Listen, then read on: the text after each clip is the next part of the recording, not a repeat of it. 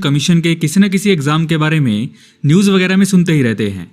जो लोग government exams की तैयारी करते हैं वो तो इन एसएससी एग्ज़ाम्स की अच्छे से जानकारी रखते हैं, लेकिन जो नई नई कॉम्पिटिटिव एग्ज़ाम्स की तैयारी करना शुरू करते हैं उन्हें एसएससी द्वारा कंडक्ट कराए जाने वाले सभी एग्ज़ाम्स के बारे में अच्छे से नॉलेज नहीं होती।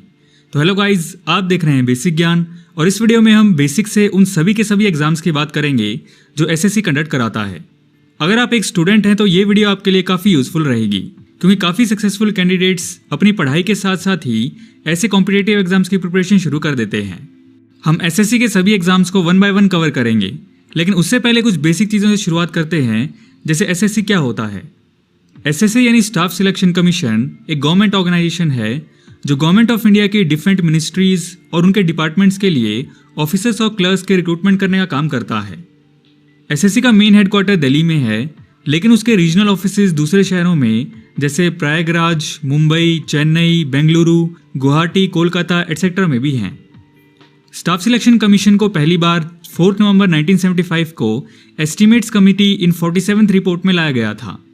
इसमें एस्टीमेट्स कमेटी ने सजेस्ट किया था गवर्नमेंट ऑफिसेज के लोअर और मिडिल लेवल क्लरिकल पोस्ट के लिए रिक्रूटमेंट करने के लिए एक ऑर्गेनाइजेशन को बिल्ड किया जाना चाहिए। फिर उसके अकॉर्डिंग एसएससी का गठन किया गया। एसएससी के थ्रू मोस्टली गवर्नमेंट के ग्रुप बी और ग्रुप सी लेवल की पोस्ट के लिए रिक्रूटमेंट होती है। अब आइए बात करते हैं उन एग्जाम्स की जो एसएससी कंडक्ट कराता है, जैसे CGL combined graduate level exam, CHSL combined higher secondary level exam, MTS multitasking staff exam, JEE junior engineer exam, JHT junior Hindi translator, stenographer, constable GD exam, DP NCA PF exam. अब आइए एक एक करके इनकी बात करते हैं। सबसे पहले सीजीएल यानी combined graduate level exam SSC का सबसे ज़्यादा पॉपुलर एग्जाम है। इस एग्जाम को एसएससी हर साल कंडक्ट कराता है।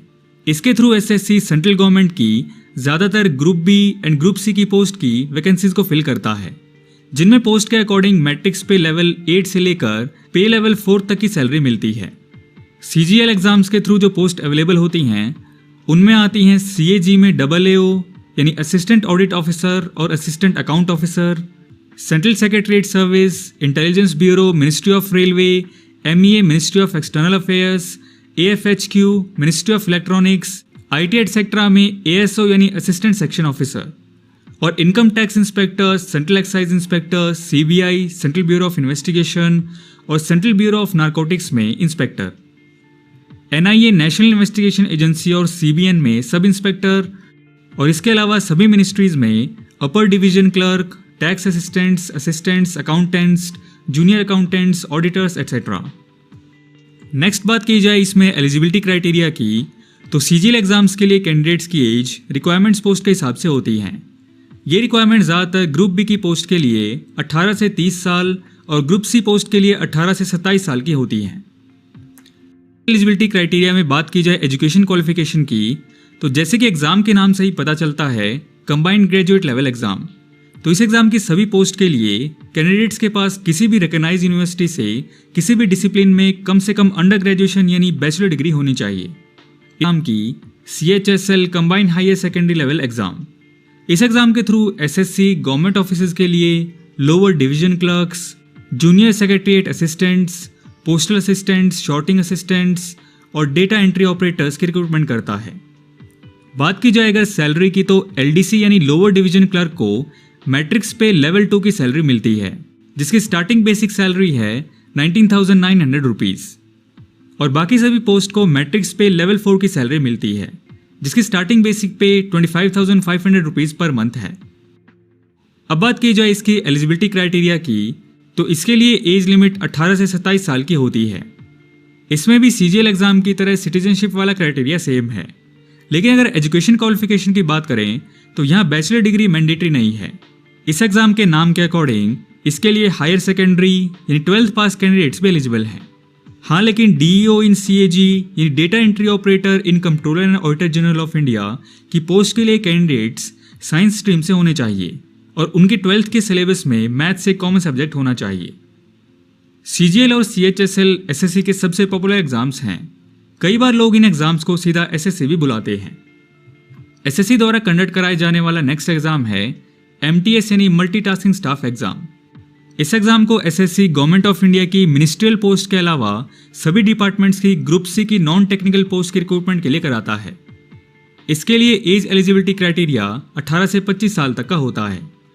और बात की जाए मिनिमम एजुकेशन क्वालिफिकेशन की, तो इसके लिए 10th पास भी एलिजिबल होते हैं। नेक्स्ट एग्जाम है जेईई जूनियर इंजीनियर एग्जाम। ये एग्जाम एसएससी गवर्नमेंट ऑफिसेज की टेक्निकल पोस्ट को फिल करने के लिए कराता है। ये टेक्निकल पोस्ट उन कैंडिडेट्स के लिए हैं जो इंजीनियर बैकग्राउंड से होते हैं। इसके थ्रू रिक्रूट होने वाले कैंडिडेट्स को डिफरेंट गवर्नमेंट डिपार्टमेंट्स जैसे MES military engineering services, BRO border road organisation, Farakka barrage project, central water commission, central public works department, central water and power research station, NTRO national technical research organisation etcetera में junior engineer की post मिलती है। बात की जाए eligibility criteria की, तो इस एग्जाम की ज़्यादातर पोस्ट के लिए एज लिमिट 18 से 30 साल तक की होती है, लेकिन कुछ पोस्ट के लिए ये मैक्सिमम लिमिट 27 तो कुछ के लिए 32 ईयर्स तक की भी होती है। और अगर बात करें एजुकेशन क्वालिफिकेशन की, तो इसमें इंजीनियरिंग की सिर्फ 3 फील्ड्स के लिए पोस्ट होती हैं: सिविल इंजीनियरिंग, इलेक्ट्रिकल इंजीनियरिंग और मैकेनिकल इंजीनियरिंग। अलग अलग पोस्ट के हिसाब से इन फील्ड्स में डिग्री और डिप्लोमा की रिक्वायरमेंट होती है। अगर करियर ऑप्शन की तरह देखा जाए तो डिप्लोमा यानी पॉलिटेक्निक्स करने वाले स्टूडेंट्स के बीच ये one of the most popular exam है, क्योंकि JE junior engineer group B non gazetted services में आता है, जिसे मैट्रिक्स पे लेवल 6 की सैलरी मिलती है, जिसकी स्टार्टिंग बेसिक पे 35,400 रुपीज़ पर मंथ होती है। अब बात करते हैं नेक्स्ट एग्जाम की, जो कि है JHT यानी जूनियर हिंदी ट्रांसलेटर एग्जाम। इसके थ्रू गवर्नमेंट ऑफिसेज के लिए जहाँ जहाँ भी रिक्वायरमेंट होती है, जैसे central secretariat, ministry of railways, AFHQ यानी आर्म्ड फोर्सेज हेडक्वार्टर्स एटसेट्रा में जूनियर ट्रांसलेटर्स, और कुछ डिपार्टमेंट्स में सीनियर ट्रांसलेटर्स, और CHTI central Hindi training institutes के लिए हिंदी प्राध्यापक की रिक्रूटमेंट की जाती है।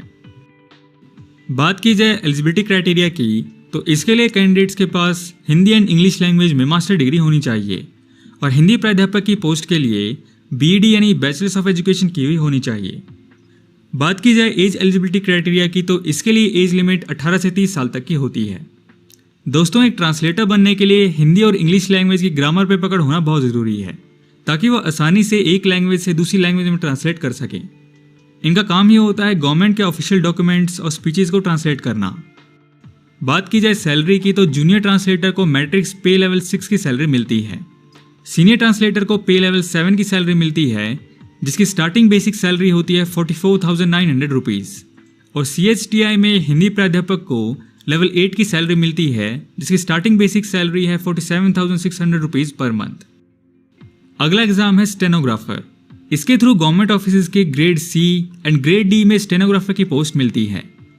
Grade C stenographer group B non gazetted government jobs में आते हैं, और grade D stenographer group C jobs में। बात की जाए एलिजिबिलिटी क्राइटेरिया की, तो इसके लिए कैंडिडेट्स 10+2 के बाद अप्लाई कर सकते हैं, और एज क्राइटेरिया में स्टेनोग्राफर की ग्रेड सी की पोस्ट के लिए मैक्सिमम 30 साल और ग्रेड डी की पोस्ट के लिए 27 साल तक की अपर एज लिमिट होती है, जबकि मिनिमम एज दोनों में ही 18 साल तक की होती है। दोस्तों, एक स्टेनोग्राफर वो होता है जो शॉर्ट हैंड का यूज़ करके स्पोकन वर्ड्स और स्पीचेस को कोड वर्ड्स में लिखता है। एक्चुअली स्टेनो एक मशीन होती है और ये लोग उसमें काफ़ी फास्ट टाइपिंग करते हैं। आपने कोर्ट वगैरह में देखा होगा कि जो कोर्ट में प्रोसीडिंग्स और डिबेट्स होती हैं, उन सबको फॉर द रिकॉर्ड सेव रखने के लिए वहाँ एक पर्सन मौजूद रहता है। वो सभी कन्वर्सेशंस को रिटर्न में सेव करता रहता है। बात की जाए सैलरी की, तो ग्रेड सी स्टेनोग्राफर को मैट्रिक्स लेवल 6 और ग्रेड डी स्टेनोग्राफर को लेवल 4 की सैलरी मिलती है। नेक्स्ट एग्जाम है कांस्टेबल GD एग्जामिनेशन। इस एग्जामिनेशन के through SSC different central arm forces और NIA, SSF एटसेट्रा के लिए कांस्टेबल रिक्रूट करता है।